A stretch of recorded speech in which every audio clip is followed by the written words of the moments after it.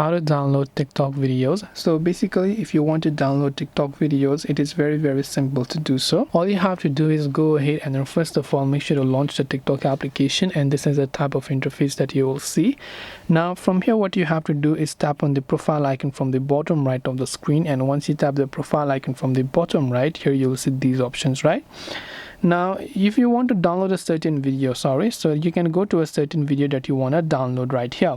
All you have to do is tap on the share icon right next to that particular video, and you'll find the save video option. So in some videos you might not find this if the creator have disabled it, right? But you can most usually just find them if you tap on the share option here, tap on the save video option, and you'll be able to save them. Now if you open the gallery app, you can see that I have successfully downloaded that video on my gallery.